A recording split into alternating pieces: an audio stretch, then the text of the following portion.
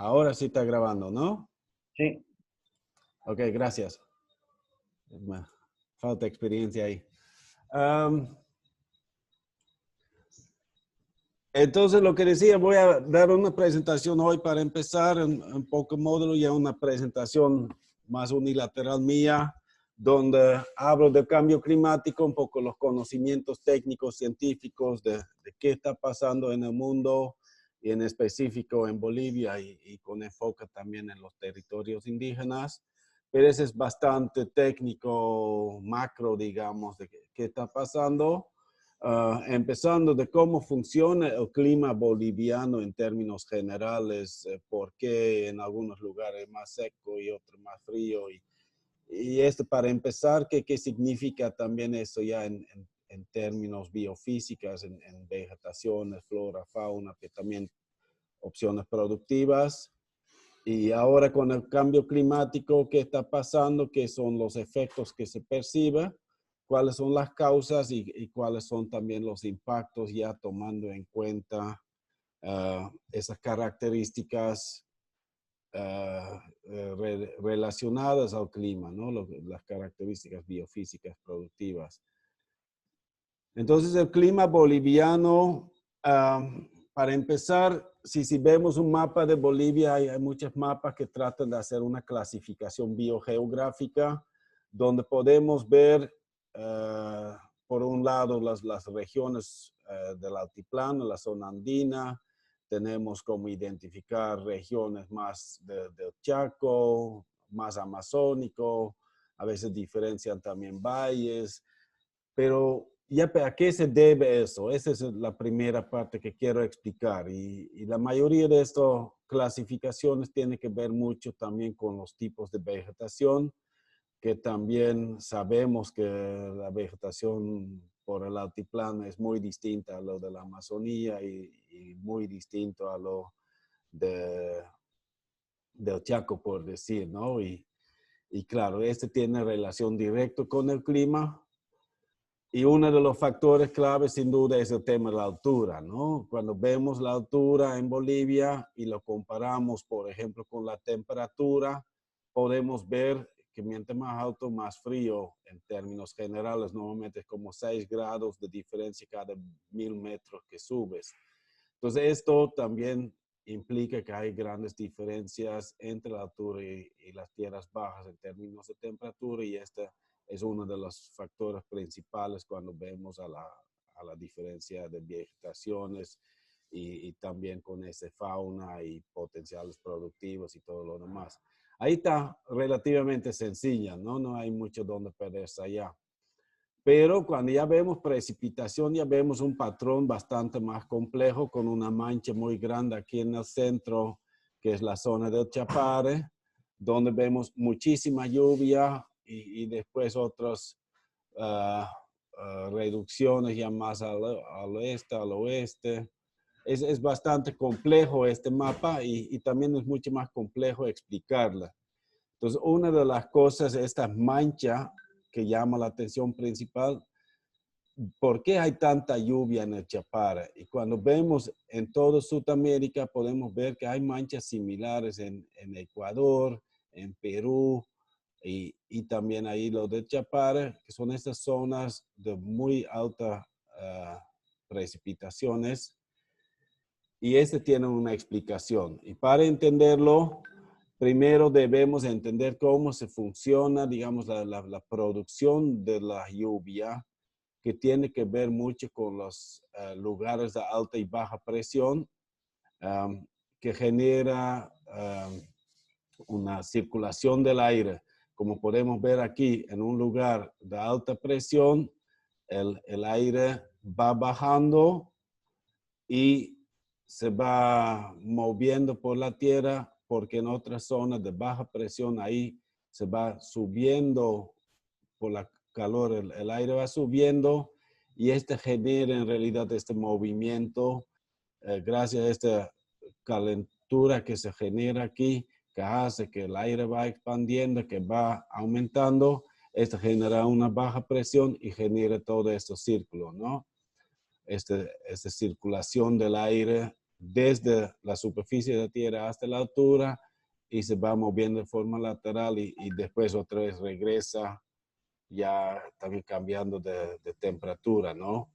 Y a nivel mundial se da en una escala muy grande, justo por el Ecuador, es que se ve esa zona de altas temperaturas donde el calor del sol es más fuerte en el Ecuador, entonces provoca esas zonas de baja presión que hace que levante el aire, que produce sus nubes por allá y como la Tierra también gira, ese se va moviendo a lo largo de la Tierra, donde tenemos una zona de bajas presiones en el Ecuador y de relativamente altas presiones más a los niveles de 30 grados latitud, ¿no? Aquí se ve de forma más explicada, otra es el Ecuador con el aire levantándose y esto se va enfriando, se va hacia estos latitudes de 30 grados al norte y al sur. Y esto genera, después esto se repite un poquito en otras alturas más altas, pero como Bolivia estamos más en esta zona, voy a enfocar en esto. Entonces, ese es el proceso principal que se da. Y porque la Tierra gira del oeste al este, más bien el viento se da en la dirección opuesta, como el aire se atrasa un poquito, ¿no? Se queda ahí. Y esto genera entonces esos vientos que también en Sudamérica se van del este al oeste sobre la Amazonía, que es más o menos a nivel del Ecuador. Y ya veremos en las siguientes diapositivas cómo esto afecta en Bolivia, cuando podemos ver que aquí en el norte, digamos, el viento viene del este al oeste, ¿no? ¿Qué pasa en Bolivia? Que tenemos este tema de las alturas, que era este mapita que mostraba la altura. Entonces, ¿qué pasa cuando el viento viene desde el este al oeste, cargado de humedad de nubes, se choca con la región andina? Y de ahí tenemos que entender esta figura donde muestra que desde que viene desde las llanuras, ya sea chaqueña o amazónica, se choca con la zona andina, que es por la zona chaqueña, es el Tucumán, pero en el norte, más al norte también es los Yungas, por ejemplo, el mismo Chapare. El viento se va chocando con estas montañas, esta cordillera andina, y es empujado para arriba. ¿Y qué pasa cuando enfriamos el aire? Porque ya hemos explicado que al subir 1000 metros también se enfría 6 grados. Y eso podemos ver muy bien en una botella de Coca-Cola, un Bimbo, una botella de Coca-Cola que sacamos de la heladera, que es fría. ¿Qué pasa alrededor de esta botella cuando lo sacamos?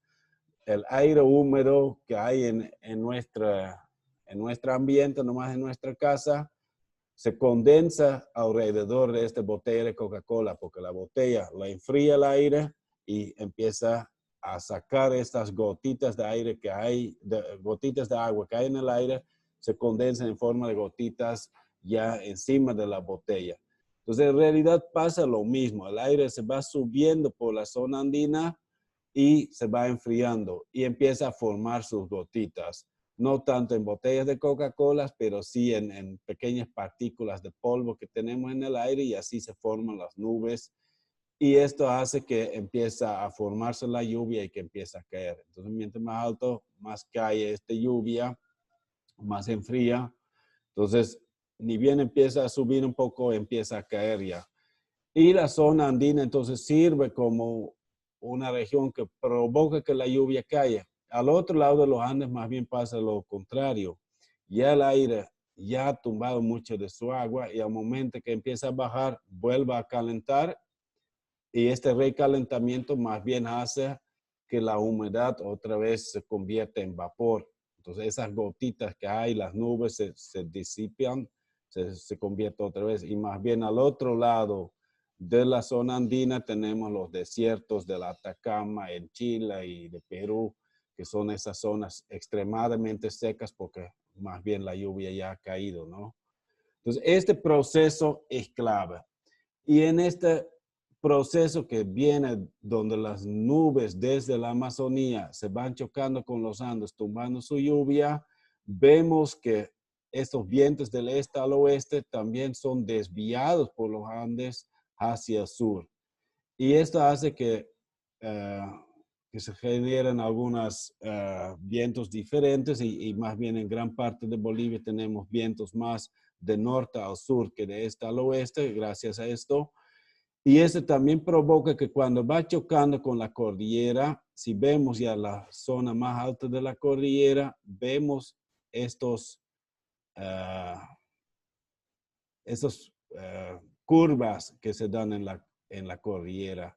Entonces, justo aquí en Perú, por ejemplo, hay una zona que sirve como una trampa para esos vientos. Entra en este valle y no logra ya girar hacia el sur porque hay otra parte de la cordillera que la tapa allá y eso la empuja hacia más para arriba como una trampa que hace que el viento mucho suba.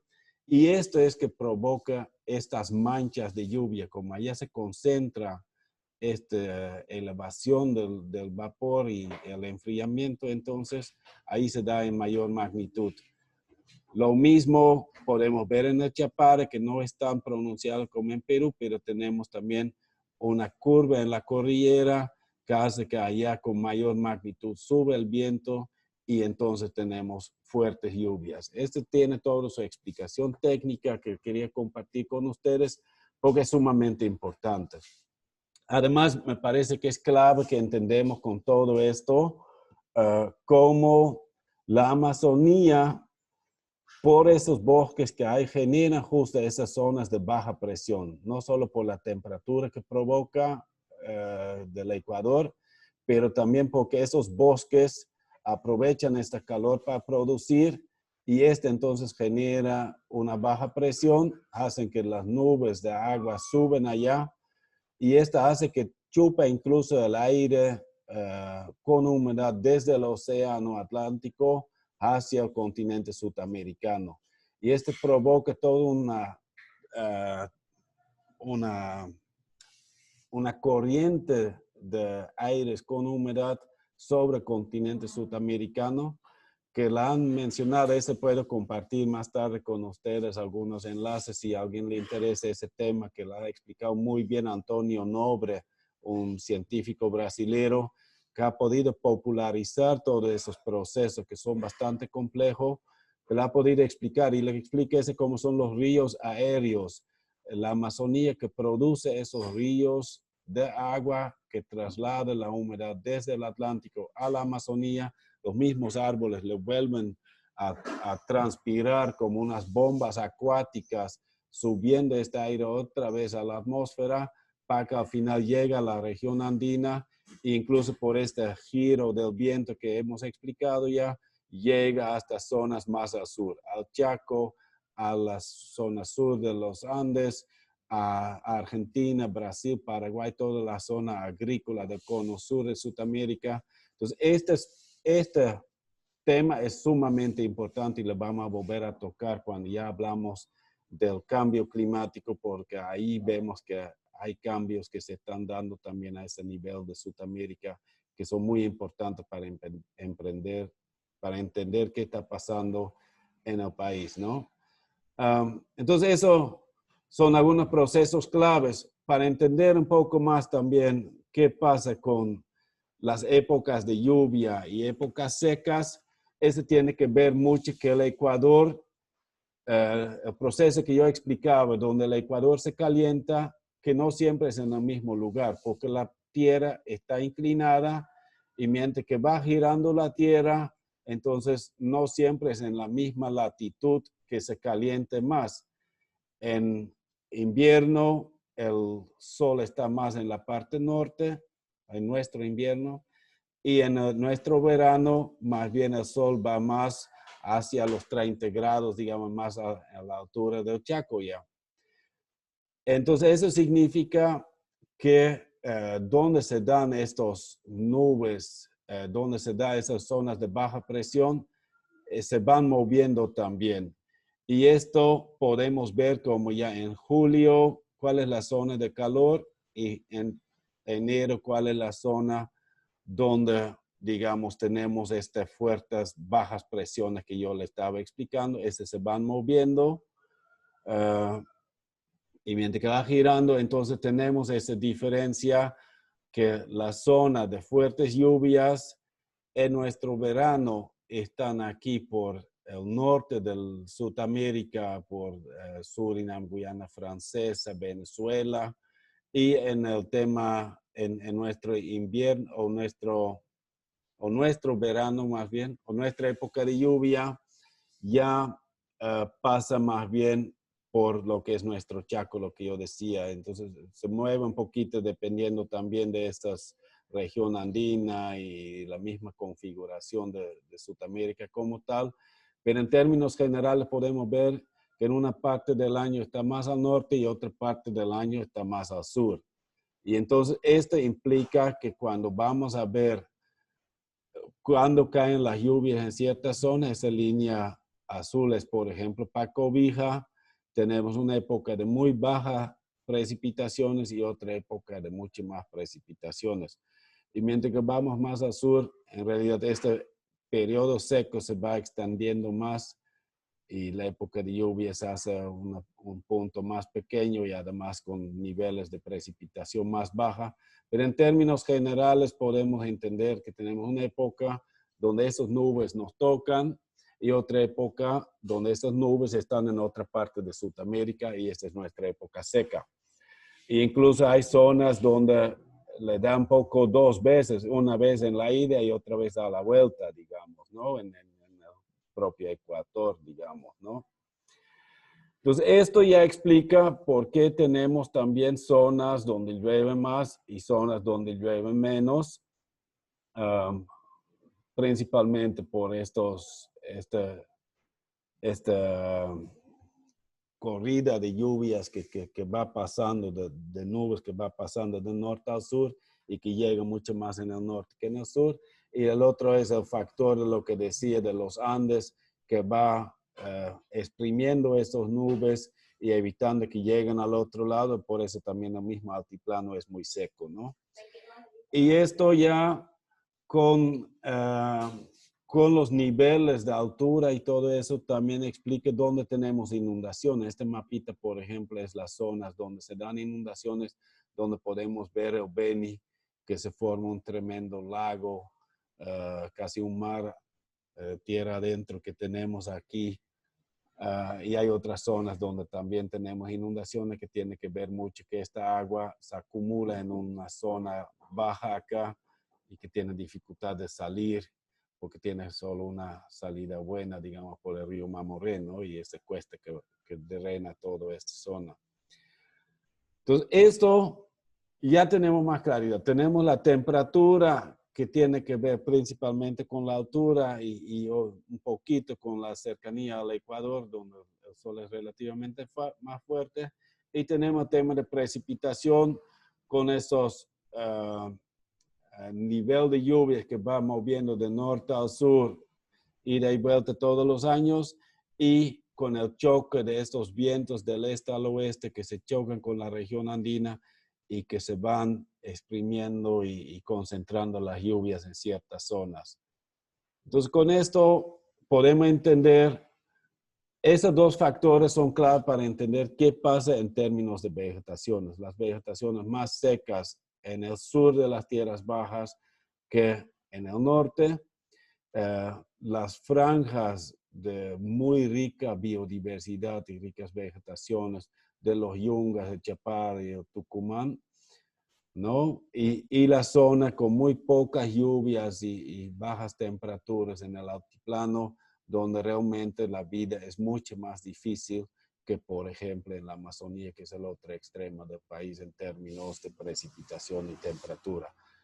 El factor precipitación realmente es clave ahí. Cuando vemos la Amazonía boliviana y al otro lado de los Andes con suelos similares, con temperaturas similares, podemos ver la diferencia entre los bosques más biodiversos del mundo y el desierto más escaso en vida que tenemos en el planeta. de un lado al otro. O sea, realmente extremo la diferencia solo porque no hay agua, digamos. Entonces, eso también vamos a tomar en cuenta cuando ya vemos el análisis del cambio climático.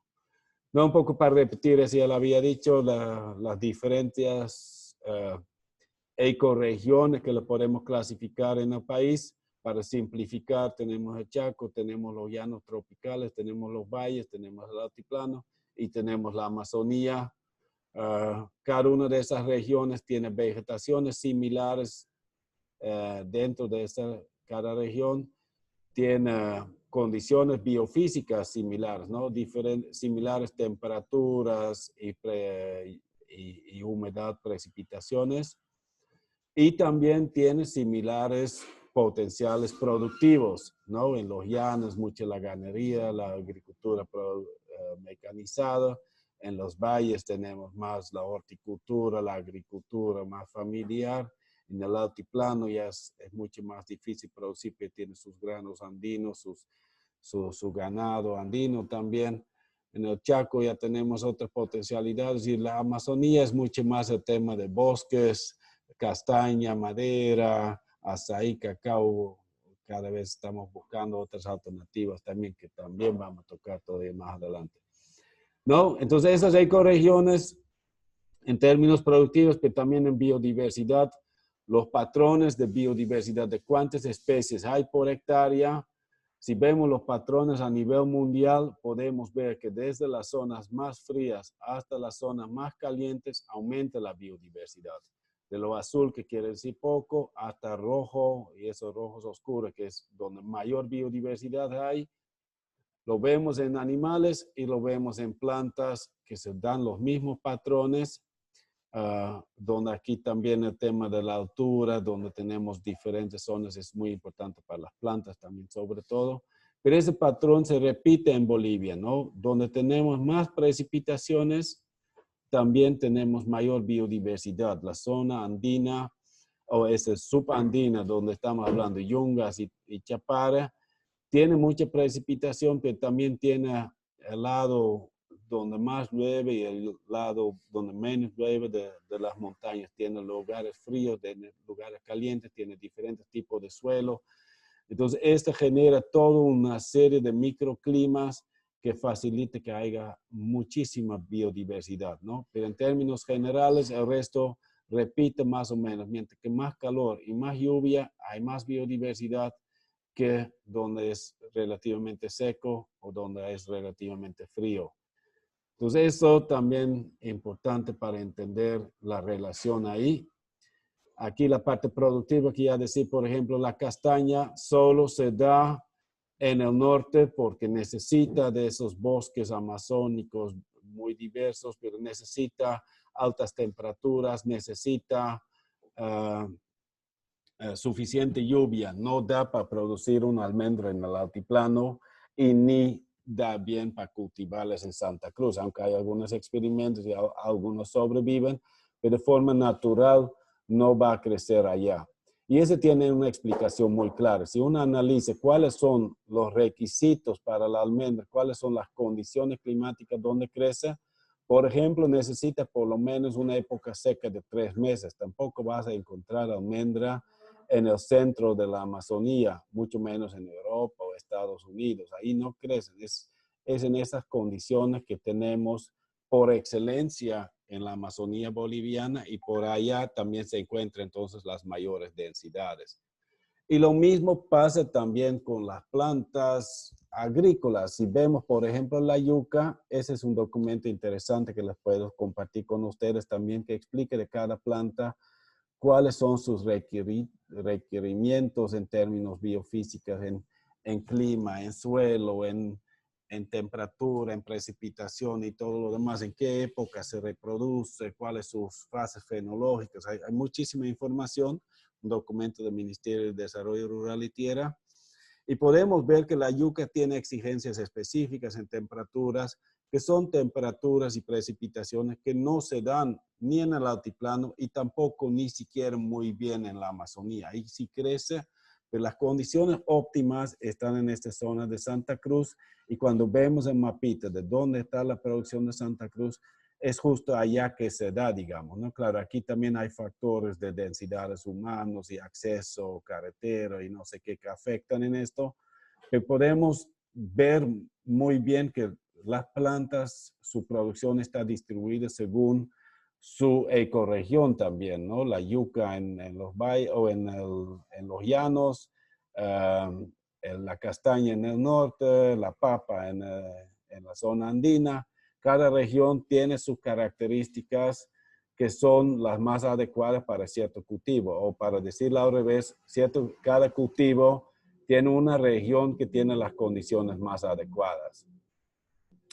Otro factor clave, igual en mayor detalle lo podemos hablar, pero pasamos ya al tema de cambio climático. A ver un ratito de ver mis tiempos. Ya.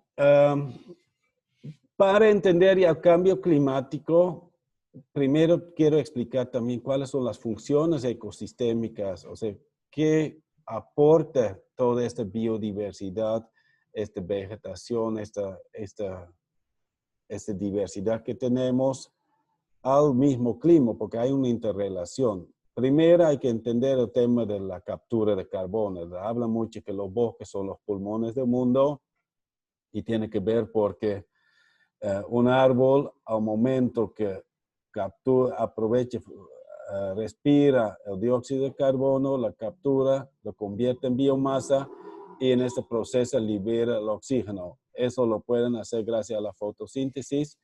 Es un proceso biológico sumamente importante para el mundo porque eso significa que el dióxido de carbono que nosotros producimos, por ejemplo, con la contaminación, con las quemas, con el uso de combustibles fósiles, con muchas actividades que realizamos o incluso por respirar, cualquier animal y también el ser humano produce dióxido de carbono, los árboles lo captan y lo convierten en oxígeno, lo mismo que nuestros pulmones hacen a nivel de nuestro cuerpo. Saca el dióxido de carbono de nuestro cuerpo y lo convierten en oxígeno. Entonces, por eso esa misma función tienen los bosques a nivel mundial y es lo que habla mucho, ¿no? Que producen oxígeno, que capturan carbono y que incluso hay toda una serie de propuestas de pago por servicios por este carbono que los árboles están capturando. Y si vemos a nivel mundial, justo estas condiciones de donde se dan buenas temperaturas y donde se da buena precipitación, vemos también esta capacidad enorme de captura de carbono. ¿Dónde está capturado carbono? En esos enormes bosques tropicales que también tenemos en África y que están sobre todo en la Amazonía, que explica este interés del mundo entero para conservar la Amazonía, pero en realidad también los yungas de Chapare, hasta los bosques de Santa Cruz, son muy buenos para capturar carbono y capturan realmente muchísimo más que, por ejemplo, un bosque en Estados Unidos o un bosque en Argentina, que son bosques mucho más bajas, mucho menos biomasa tiene. Un poco para simplificar esto, para cuánto biomasa, cuánto carbono tiene un bosque, se puede más o menos simplificar que la mitad de un árbol es carbono más o menos. Entonces, un enorme almendro que el árbol solito pesa 5 toneladas, ya estamos hablando de 2.5 toneladas de carbono, por decir.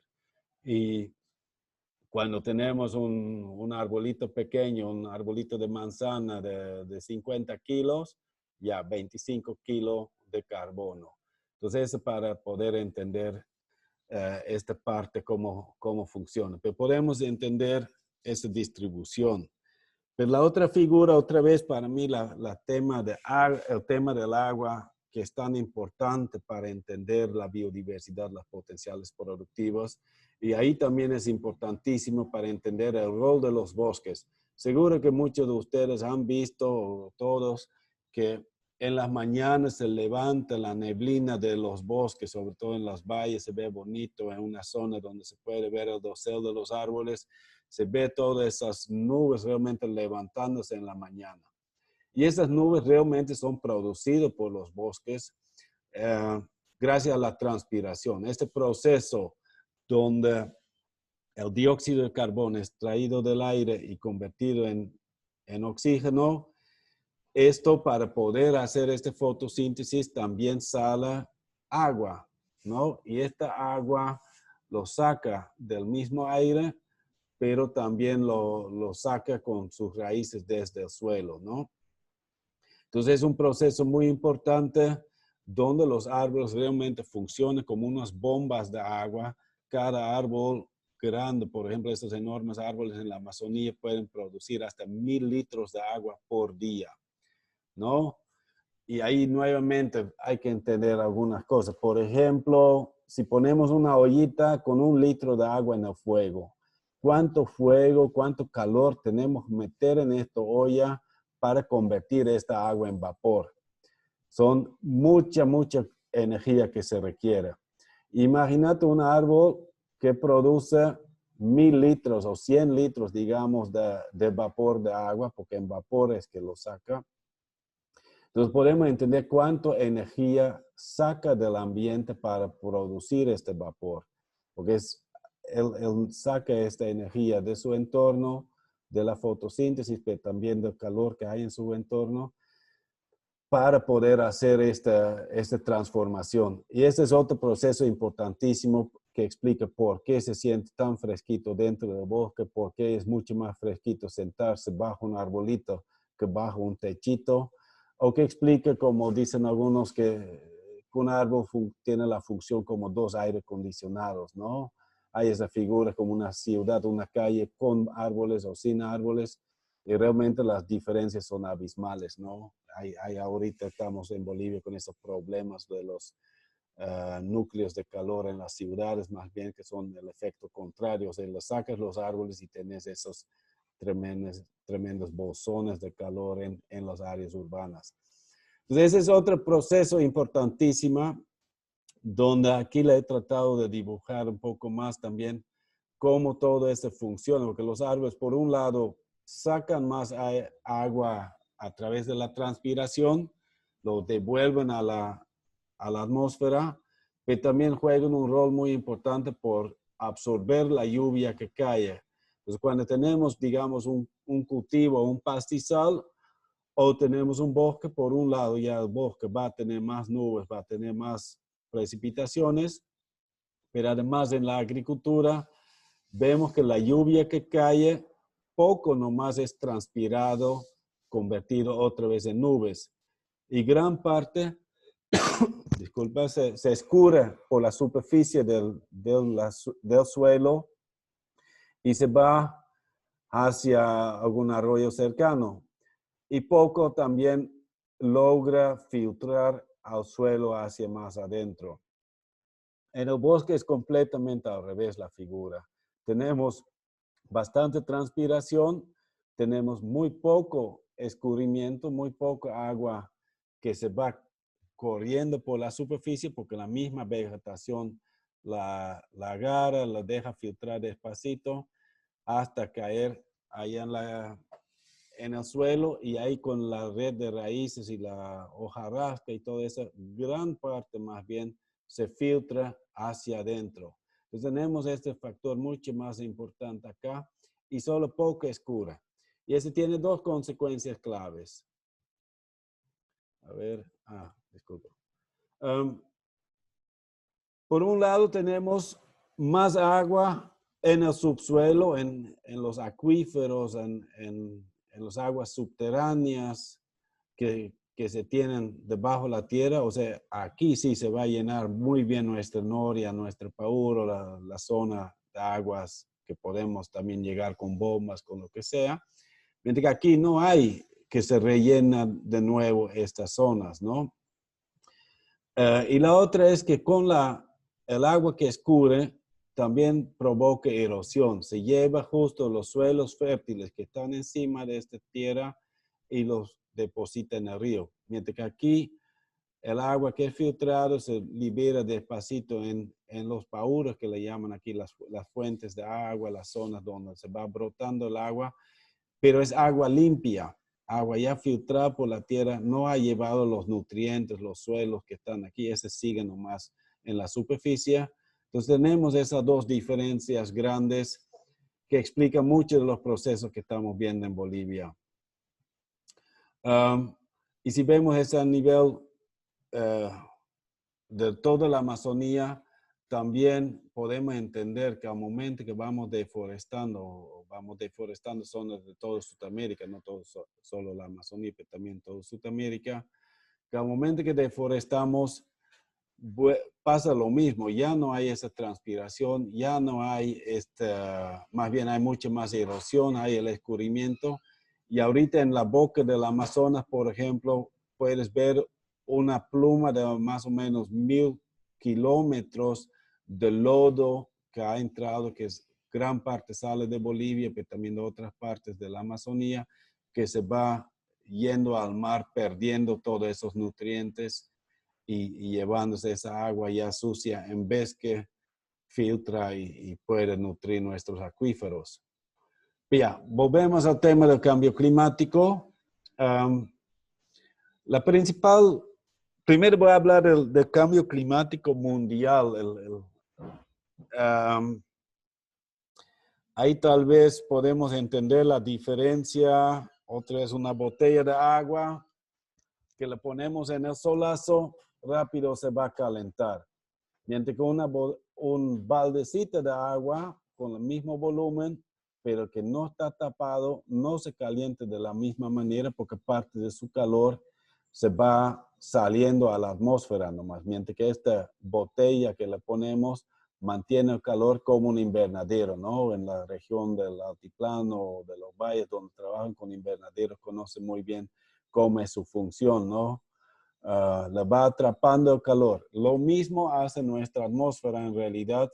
La energía solar que llega choca con la Tierra lo devuelve a la atmósfera, pero una parte queda atrapada en esta atmósfera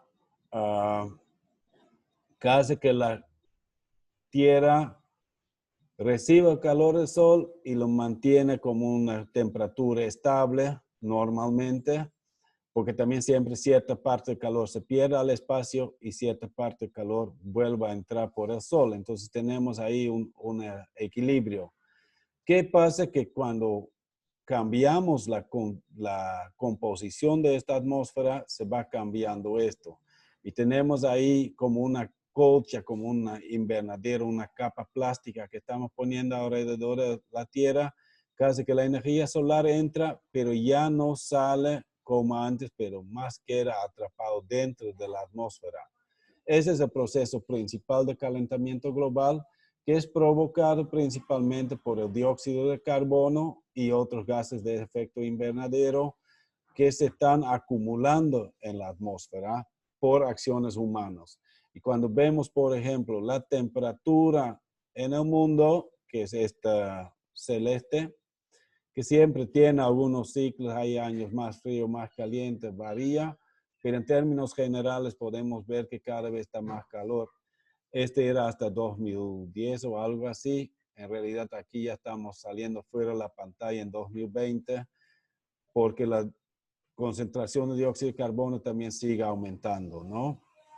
Y ese dióxido de carbono, como decía, los árboles lo absorben, sí, pero si matamos un árbol, más bien lo libera. También en los combustibles fósiles, que son organismos muy antiguos que se han convertido en petróleo y que le estamos convirtiendo en diésel, en gasolina, en gas.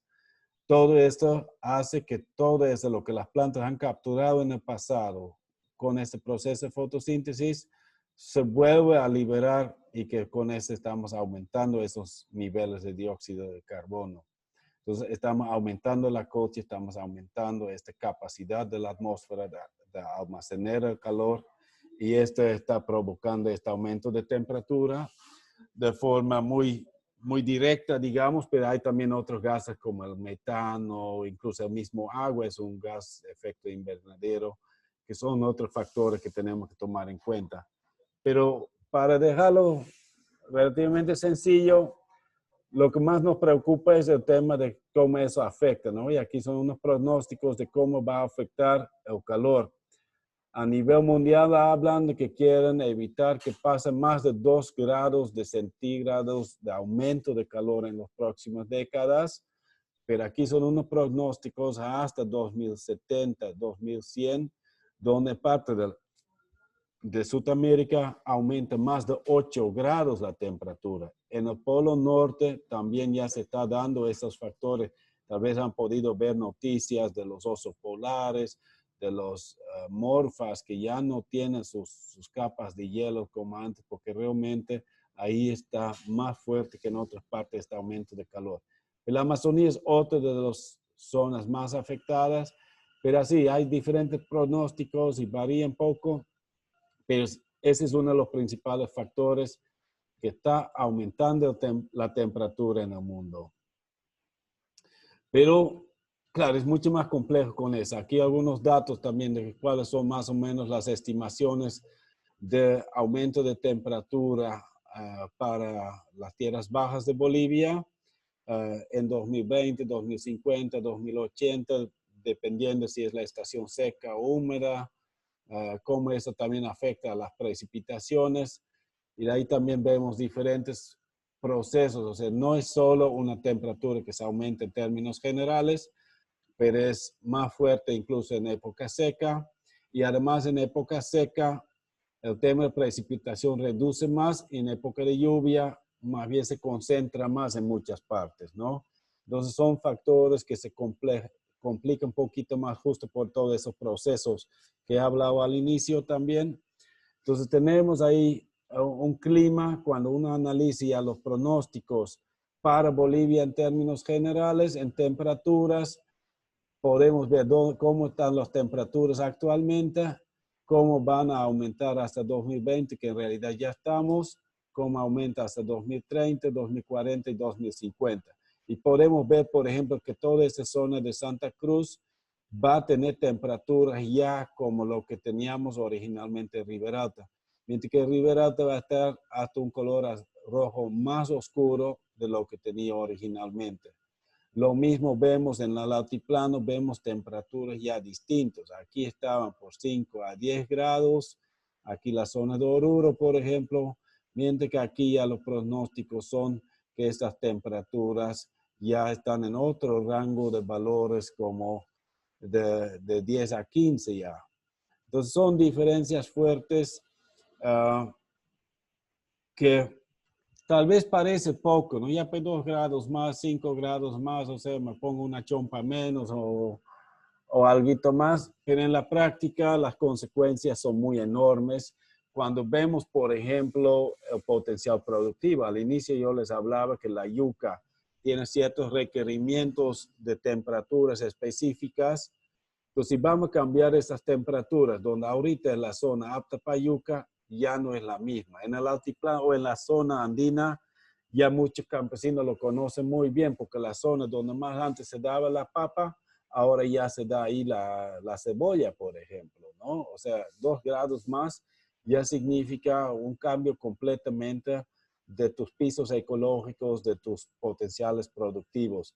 Pero lo mismo, tal vez menos conscientes somos, pero también da en las tierras bajas, que por ejemplo este mapa muestra en 2012 dónde son zonas aptas para el cultivo de trigo, en rojo donde es muy apto para el cultivo y en verde donde también da. Pero por ejemplo la zona de Cobija del norte de Pando que daba para cultivar trigo en 2050, la verdad ya no tiene las mismas características. Y esos son cambios relativamente suaves, ¿no? El trigo no es un cultivo muy vulnerable. Y si vemos el cacao, que es una planta que necesita buena lluvia, que necesita temperaturas altas, pero sobre todo buena humedad, podemos ver que ya en Santa Cruz, por ejemplo, yo trabajaba con CIPCA, que al inicio promovía también el cultivo de cacao en Santa Cruz, vemos que ya no da. Las temperaturas han vuelto demasiado altos y sobre todo las precipitaciones demasiado irregulares, demasiado limitados. Entonces ahí no están logrando ya cultivar cacao y la han abandonado como un producto que pueden promocionar. Pero lo mismo incluso en el sur de Beni, en Baures, en San Ignacio, e incluso aquí en el norte, vemos que el cacao es cada vez más difícil. Ya los cacautales silvestres muchos años ya no producen y los cacautales ya artificiales, los sistemas agroforestales, cada vez con mayor dificultad. Entonces, esos son algunos efectos claves, pero además tenemos el problema de los desastres naturales, ¿no? Los extremos que también se aumentan por el cambio climático, que en Bolivia, nuevamente, ¿cuáles son los factores clave que hemos visto? El estudio de Nordgren, por ejemplo, le había recomendado que podrían considerar para estudiar.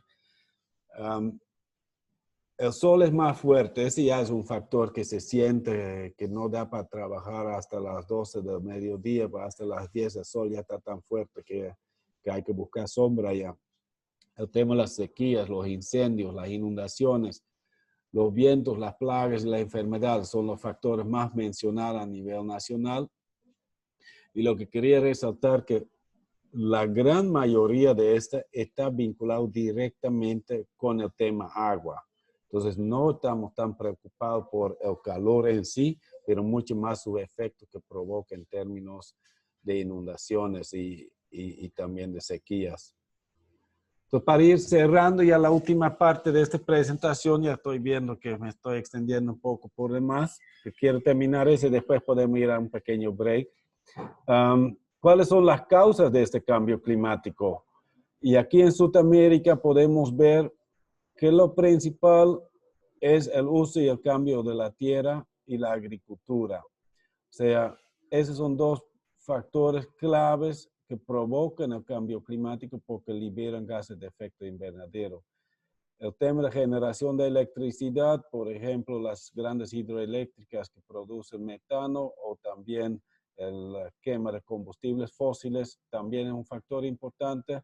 Pero en Bolivia, más que en cualquier otro país de Sudamérica, ese tema de uso de cambio de uso de tierra es la principal factor. Tanto agricultura como ganadería son parte de eso. Donde se tumba el bosque, se libera todo ese dióxido de carbono y además ya se pierde la capacidad de capturar carbono, ¿no?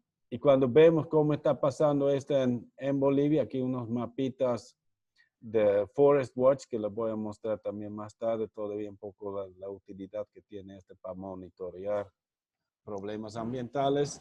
Ese es un mapa de 2001 y vamos a ver dónde ya estaba deforestando alrededor de Santa Cruz, algunas regiones, tal vez algunas manchas en el norte, también en el este, en el sur, pero muy poco deforestado. Hasta 2013 le sobrepongo este mapita y ya podemos ver un cambio tremendo. Mucho más todavía en Brasil, donde se han hecho grandes proyectos de colonización, promoviendo que ganaderos se meten, por ejemplo, en Rondônia y Acre, donde toman grandes extensiones para meter la ganadería. Pero lo mismo podemos ver en Bolivia, donde tenemos tanto aquí en la zona de los Yungas y el Chaparo, la agricultura más familiar a pequeña escala, pero ya de gran impacto. En Cobija y Pando y también cerca de Riberalta tiene mucho que ver con ganadería, que también se da ya en zonas del Chaco y también parte de Santa Cruz, pero también una gran parte que es esta agricultura mecanizada que ya ha entrado desde 2005 con mayor fuerza, reclamando esas tierras para la producción de soya, sobre todo para la agricultura de exportación, ¿no?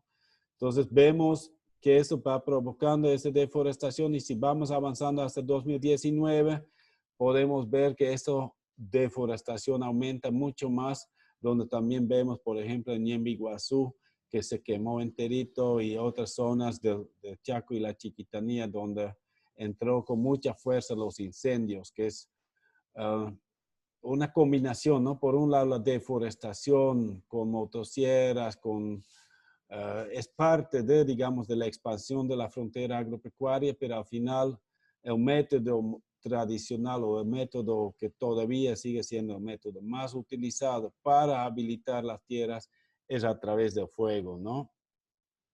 Entonces, cuando vemos también en términos de cambio climático, podemos ver en 2019 todo lo que se quemó este año fue tanto que se asemeja a todo lo que se quemó entre 2000 y 2018 juntos, que se liberó tanto dióxido de carbono en un solo año como en los anteriores 15 a 20 años juntos. Y es tanto que Bolivia incluso produce por persona 1.5 veces más dióxido de carbono que un habitante de Estados Unidos, por ejemplo. Entonces, esa idea tradicional que el cambio climático es provocado por los países desarrollados y como Bolivia somos víctimas, parcialmente sigue siendo real, pero también por otro lado ya estamos hasta produciendo más cambio climático que ellos, porque ellos más bien están reduciendo, están reforestando, están usando energía sostenible, mientras que nosotros más bien estamos aumentando la deforestación, destruyendo cada vez más, ¿no? Pero a nivel local sí podemos ver que, por ejemplo, los indígenas que son los que menos producen cambio climático, menos contribuyen, son los que más sufren. Esa también es otra parte que podemos discutir después. Y claro, las consecuencias de esto no solo son liberación de gases de efecto invernadero. Si vemos la biodiversidad en un bosque versus la biodiversidad en un pastizal o una agricultura mecanizada, se reduce drásticamente, ¿no? Peor en la agricultura mecanizada de los transgénicos, por ejemplo, la única plantita que sobrevive es la soya misma, y si aparece una planta la consideran como mala hierba, le echan glifosato al rato y se extermina por completo, en vez de los cientos de árboles por hectárea que tenemos normalmente, con cientos de especies incluso. Además, los plantitas que crecen encima, los helechos, las orquídeas y todo lo demás, ya se reduce literalmente a una sola especie. Y donde aquí había pajaritos que vivían en el sotobosque, en el dosel, en otros niveles, estratos, ahorita ya podemos ver que no hay, pues ya hay unas cuantas generalistas, especies que pueden sobrevivir en cualquier hábitat, que logran sobrevivir allá, pero la gran mayoría de las especies desaparecen, ¿no? Y eso también podemos ver en Bolivia ya los pronósticos que realmente vamos a quedar con reducciones de biodiversidad tremendas, sobre todo en la Amazonía, donde la biodiversidad era muy alta, o en esa zona yungueña que hablaba que tenía esas características tan importantes, ¿no? Y también ese dato importante como que el mismo clima provoca que el bosque se va debilitando. Aquí un estudio que mostró que en años secos como 2005 y 2010, la Amazonía incluso se estaba muriendo por las grandes sequías, donde ya los árboles grandes se van muriendo y se van liberando dióxido de carbono. Entonces esa capacidad de funcionar como pulmón del mundo ya no está funcionando, ya se está más bien muriendo y está más bien contribuyendo al cambio climático, que es algo que se dio en 2005, 2010, pero que se ha dado cada vez más frecuente y con más fuerza en los últimos años, donde los pronósticos realmente son muy preocupantes. ¿Qué significa eso a largo plazo? Yo creo que es importante mostrar primero también los procesos locales, ¿no? Porque, claro, el bosque ya se está debilitando por el cambio climático. Como decía, el cacao ya no produce, la castaña ya ha tenido problemas. Tenemos muchos bosques que se están secando, donde árboles grandes están muriendo, pero los pocos árboles en los bosques que están relativamente bien, igual le metemos motosierra, digamos, ¿no? Estamos haciendo un aprovechamiento de madera, de otros recursos, ¿no? Hojas de palmera para el techo, tal vez azaí para palmito. Y eso deja que el bosque empiece a mostrar algunas manchas abiertas donde el sol entra con mayor fuerza. Y donde entra el sol, va cambiando el microclima, se va volviendo más seco, más caloroso, más altas temperaturas. Y eso también permite también que entran otras especies. Por ejemplo, en las orillas de la carretera se puede ver que aparecen plantas como el kutzú o el patujú aquí en la Amazonía, plantas espinosas que entran dentro de esos lugares abiertas. Y esos lugares ya cambian, ya aparecen, ya los grandes árboles ya no regeneran como antes, pero además esas zonas muchas veces, una por las mayores temperaturas, el aire más seco, pero también por esas especies raras que están entrando, se vuelven más susceptibles a incendios.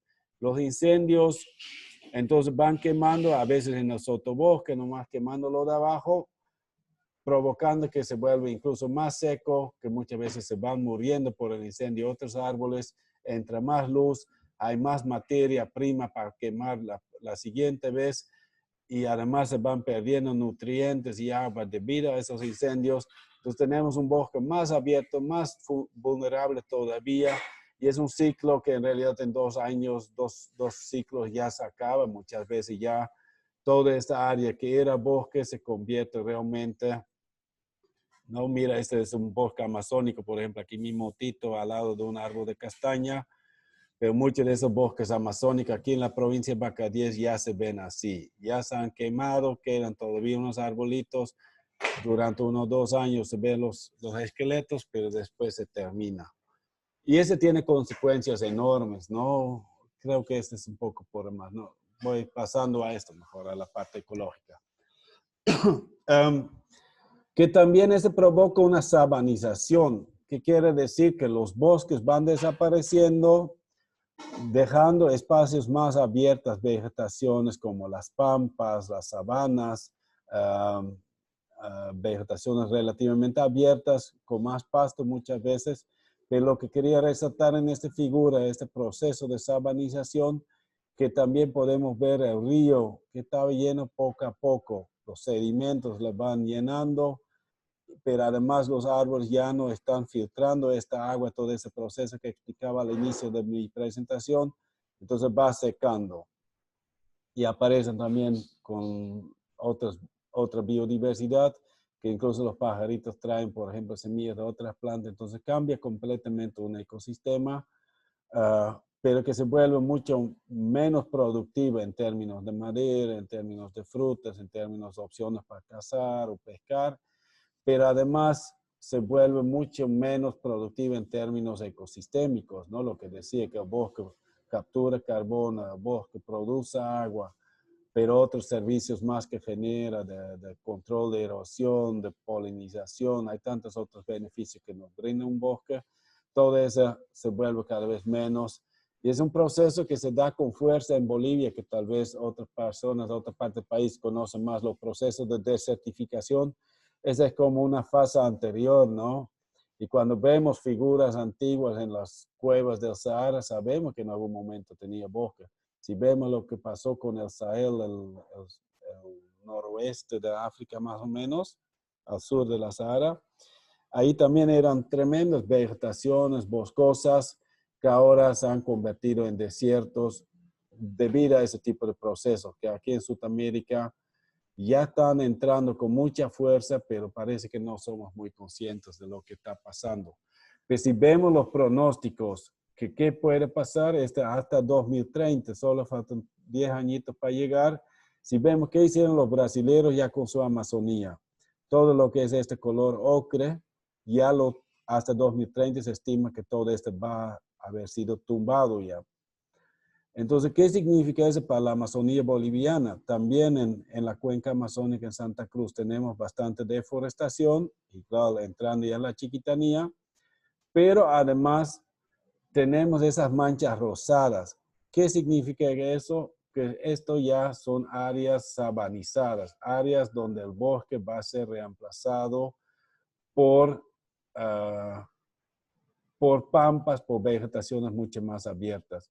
Entonces, este va a ser un problema muy fuerte en Bolivia, que en realidad ya lo estamos viviendo. Este mapita fue hecho en 2005 y hasta 2019 podemos ver que lo que pasa ahorita en el Chaco y en la Chiquitanía tiene que ver mucho con esos procesos climáticos que deja este bosque cada vez más vulnerable a cambiar. O sea, ya no son las condiciones adecuadas para el bosque, parcialmente por la temperatura y la precipitación que le explicaba al inicio, que se está cambiando por cambio climático, pero probablemente aún más importante por esa deforestación, que hace que esas aguas del Atlántico que caían en la Amazonía, que los bosques transpiraban y volvían a la Amazonía, a la atmósfera, que se volvían a caer y que llegaban al final a Bolivia. ¿Qué pasa ahora? Se caen aquí, no hay árboles que lo reciclan, que lo bombean a la atmósfera, se chorea nomás hasta el río y al Atlántico. Lo mismo en Rondonia, o sea, ya tendría que venir aquí por el norte para poder llegar a Bolivia. Ya esta ruta le estamos cortando. Entonces ya no llega la misma cantidad de agua a Bolivia como antes, o llega de otra manera, en una forma más concentrada. Entonces esto hace que nuestros bosques tienen menor capacidad de sobrevivencia, y peor si nosotros mismos tumbamos los árboles, lo prendemos fuego, le hacemos tantos daños a nuestro bosque que cada vez más desaparece. Entonces son procesos muy preocupantes para los bosques, para la biodiversidad y todo esto, ¿no? Esto quería mostrarles como primera parte de mi presentación. Espero que me han podido seguir. Lo que yo propondría son las 8:10, que con esto un ratito tomamos un pequeño descanso, que pueden servirse un vasito de agua, un cafecito, lo que sea, y tal vez en unos 5 o 10 minutos volvemos a entrar para que ustedes me puedan plantear algunas preguntas sobre esta primera parte, y posteriormente me gustaría también hablar todavía de la segunda parte de este día, donde quiero ya hablar un poquito más del tema de monitoreo ambiental. Me parece bien, Vincent. Buena la explicación. Son las 8:10, 8:11. ¿Te parece bien hasta las 8:20? Y a las 20 retomamos con lo que tú expresabas. No se te escucha, está apagado.